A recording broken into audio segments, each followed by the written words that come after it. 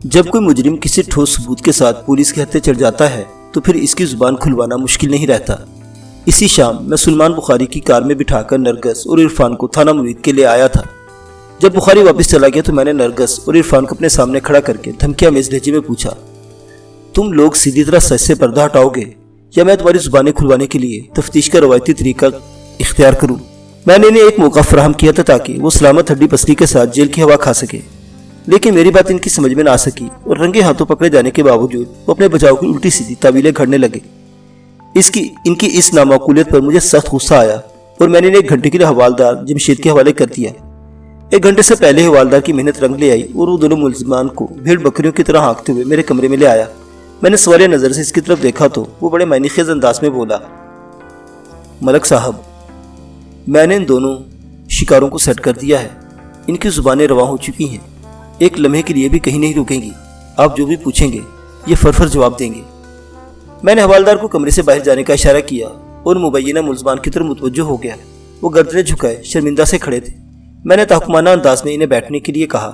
وہ تھوڑی سی ہچکچاہٹ کے بعد میری میز کے سامنے بچھی کرسی پر بیٹھ گئے تو میں نے باری باری ان دونوں کے چہروں کا جائزہ لینے کے بعد تنزیہ لہجے میں کہا، اگر تم لوگ شرافت سے میری بات مان کر سب کچھ مجھے سچ سچ بتا دیتے تو تمہیں ایسی تکلیف دہ صورتحال سے دوچار نہ ہونا پڑتا۔ بہرحال مجھے امید ہے کہ اب تم میرے کسی سوال کے جواب میں نہیں اٹکو گے۔ انہوں نے مجھے ایسی نظروں سے دیکھا جن میں فرما برداری کے علاوہ رحم کی اپیل بھی تھی۔ میں نے خالص تھانے دارانہ انداز میں ان کے انٹرویو شروع کر دیا۔ آئندہ 1 گھنٹے میں میری پوچھ گچھ کے جواب میں انہوں نے بڑی دیانتداری کے ساتھ مجھے جو کہانی سنائی، اس میں حیرت انگیز واقعات اور سنسنی خیز انکشافات کی بھرمار تھی۔ میں ان کے بیانات کی غیر ضروری باتوں کو حذف کر کے خلاصہ آپ کی خدمت میں پیش کرتا ہوں تاکہ آپ اس کہانی کے انجام سے آگاہی حاصل کر سکیں۔ در حقیقت نرگس اور عرفان میں بڑی خفیہ سیٹنگ چل رہی تھی۔ انہوں نے اپنے تعلق کو اس قدر خفیہ رکھا ہوا تھا کہ گاؤں میں کسی کو اس معاملے کی بھنک بھی نہیں تھی۔ اسی دوران میں فرید بھی نرگس کی ذات میں دلچسپی لینے لگا۔ فرید اور عرفان میں اچھے تعلقات تھے، لیکن عرفان کے مطابق اس نے فرید کو کبھی اپنا جگری یار نہیں سمجھا تھا، لہٰذا عرفان نے فرید کو اپنے اور نرگس کے تعلقات کے بارے میں بھی کچھ نہیں بتا رکھا تھا۔ جب نرگس کی زبانی عرفان کو پتہ چلا کہ فرید بڑی تیزی سے نرگس کی طرف بڑھ رہا ہے تو وہ تشویش میں مبتلا ہو گیا۔ وہ کھلم کھلا فرید کو اس کام سے منع نہیں کر سکتا تھا کیونکہ فرید پھر اس معاونت کی وجوہات جاننے کی کوشش کرتا۔ ابھی الجھن چل ہی رہی تھی کہ یعقوب نے نرگس کی منگنی اپنے دوست کے بیٹے جاوید سے کر دی۔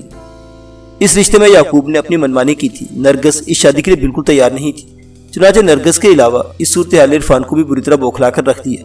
میدان عمل میں کودنے کا وقت آ گیا تھا۔ اگر اب بھی وہ خاموش بیٹھا رہتا تو پھر نرگس اس کے ہاتھ سے نکل جاتی۔ عرفان کے لیے سب سے بڑی مشکل یہ تھی کہ وہ کھلے عام نرگس کو اپنانے کے لیے کوشش نہیں کر سکتا تھا کیونکہ ان دونوں کے خاندانوں میں دیرینہ دشمنی چلی آ رہی تھی۔ شادی بیاہ اور رشتہ داری تو دور کی بات ہے، ان دونوں خاندانوں کے افراد ایک دوسرے سے ملنے اور بات چیت کرنے سے بھی اجازت نہیں تھی۔ عرفان کے لیے آزمائش کی گھڑیاں تھی۔ وہ مسلسل سوچتا رہا، پھر اس کے شیطانی ذہن نے ایک سنسنی خیز منصوبہ تیار کر لیا۔ اس نے نرگس کو اعتماد میں لے کر اپنے منصوبے کی تفصیلات سے آگاہ کیا۔ نرگس اس پر اندھا دھند بھروسہ کرتی تھی اور اس سے شادی کرنا چاہتی تھی، لہٰذا اس کی بتائی ہوئی ترکیب پر آنکھیں بند کر کے عمل کرتی چلی گئی۔ وہ گھر سے بھاگ کر مرید کے پہنچی جہاں وہ عرفان کی ہدایت پر چند روز کے لیے فرید کے ساتھ بیوی کی حیثیت سے رہنے کے لیے تیار ہو گئی۔ عرفان نے اسے یقین دلایا تھا کہ اگر وہ من اس کے کہنے پر عمل کرتی رہے تو ہفتے 10 دن کے بعد وہ اس کے پاس ہوگی، پھر وہ شادی کر کے لاہور ہی میں مستقل رہائش اختیار کر لیں گے۔ اس نے نرگس کو سختی سے تاکید کی تھی کہ اندر کی بات کا فرید کو پتہ نہیں چلنا چاہیے۔ نرگس نے اس کے ہدایت پر عمل کرنے کا وعدہ کیا تھا۔ دوسری جانب فرید کو وہ کوئی اور ہی پٹی پڑھا رہا تھا۔ اس نے فرید سے وعدہ کیا تھا کہ اگر وہ اس کی بات مانے گا تو وہ نرگس کو اس کی طرف نہ صرف مائل کرے گا بلکہ ایک دن اسے فرید کی بیوی بنا دے گا۔ عرفان ہی کی ایما پر فرید 2 دن پہلے گھر سے نکلا تھا تاکہ نرگس کے غائب ہونے میں اس پر کوئی شک نہ ہو۔ عرفان نے فرید سے کہا تھا کہ وہ ان دونوں کی شادی کرا دے گا، پھر وہ مرید کے میں رہائش کر لیں۔ نرگس کو عمران نے سمجھا دیا تھا کہ اسے ہفتہ 10 دن فرید کی بیوی کا کردار ادا کرنا ہے، اس طرح کہ وہ خود کو بھی محفوظ رکھ سکے، پھر کوئی مناسب موقع دیکھ کر وہ نرگس کو اپنے ساتھ لے جائے گا۔ نرگس چونکہ عرفان پر اندھا اعتماد کرتی تھی، لہٰذا اس اللہ کی بندی نے ایک بار پھر یہ سوال نہیں کیا کہ اسے عرفان کی بیوی بننے کے لیے اس گھماؤ پھراؤ کی کیا ضرورت ہے۔ شاید اس کی عقل پر پتھر پڑ گئے تھے۔ سب کچھ عرفان کی پلاننگ کے عین مطابق عمل میں آیا۔ فرید نرگس کو پا کر بہت خوش تھا اور خود عرفان کا بہت زیادہ احسان مند سمجھ رہا تھا۔ اس بیچارے کو کچھ خبر نہیں تھی کہ اس کا دوست کون سی چال چل رہا ہے۔ وہ چونکہ نرگس کے بہت قریب رہ رہا تھا، لہٰذا حد سے گزرنے کی کوشش میں بھی تھا، لیکن نرگس یہ کہہ کر سے ٹال رہی تھی کہ نکاح سے پہلے کچھ نہیں ہوگا، البتہ ہلکی پھلکی دست درازی کی اسے اجازت دے رکھی تھی۔ وہ بھی ایک ایسا ہی موقع تھا جب ایک رات شبینہ ڈیوٹی والے ASI نے انہیں فوش حرکات کے زمرے میں گرفتار کر لیا تھا۔ پروگرام کے مطابق ایک رات نرگس نے کھانے میں خواباور دوا ملا کر فرید کو بے ہوش کرنا تھا، جس کے بعد وہ عرفان کے ساتھ لاہور چلی جاتی۔ یہ خواباور دوا بھی عرفان ہی نے اسے لا کر دی تھی۔ حسب پروگرام عرفان آدھی رات کے بعد نعمت بی بی کے گھر پہنچ گیا۔ اس نے بیٹھک کے بیرونی دروازے پر مخصوص دستک دی تو نرگس نے دروازہ کھول کر باہر گلی میں آ گئی۔ عرفان نے اسے ادھر ہی رکنے کو کہا اور خود بیٹھک میں داخل ہو گیا۔ اندر آ کر اس نے بیٹھک کے دروازے کو کنڈی چلائی، بے سود پڑے فرید کے سینے میں خطرناک خنجر اتارا، بیٹھک کے اندرونی دروازے سے گزر کر سین میں پہنچا اور پھر گھر کا داخلی دروازہ کھول کر باہر گلی میں آ گیا، جہاں نرگس اس کے انتظار میں کھڑی تھی۔ پھر وہ پروگرام کے مطابق لاہور کی جانب روانہ ہو گئے۔ اس موقع پر نرگس نے عرفان سے کوئی سوال نہیں کیا تھا۔ یہ بات اس کے علم میں نہیں تھی کہ عرفان نے فرید کے سینے میں خنجر گھونپ دیا ہے۔ وہ نعمت بی بی کا گھر چھوڑتے وقت بیٹھک کا اور گھر کا داخلی دروازہ اچھی طرح بھیڑ آیا تھا۔ نرگس اس بات سے قطعاً بے خبر تھی کہ عرفان نے فرید کو موت کے گھاٹ اتار دیا ہے۔ وہ دونوں لاہور پہنچے، پھر مزے سے کچی آبادی والے گھر میں رہنے لگے۔ عرفان اپنی پلاننگ کو کامیاب بنانے کے کچھ عرصہ پہلے ہی اپنے محلے میں یہ خبر اڑا دی تھی کہ اس کی شادی ہو گئی ہے اور ان قریب وہ اپنی بیوی کو بھی لاہور لے آئے گا۔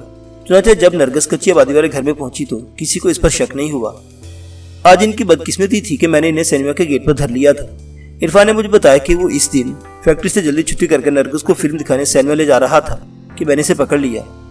مجرموں کے اقبالی بیان کے بعد یہ کیس ہر زاویے سے حل ہو گیا تھا، تاہم ایک پہلو کانٹے کی طرح میرے ذہن میں کھٹک رہا تھا۔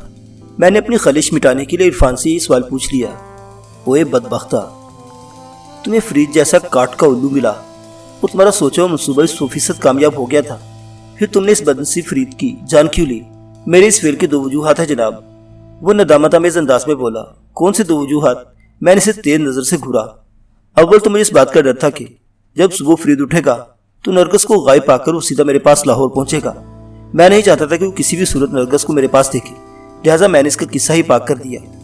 وہ لمحے بھر کے لیے متوقف ہوا، پھر اپنی بات مکمل کرتے ہوئے بولا، نرگس و فرید 2 دن کے فرق سے رتہ والی سے غائب ہوئے تھے اور مرید کی ان کی موجودگی ریکارڈ کر لی گئی تھی۔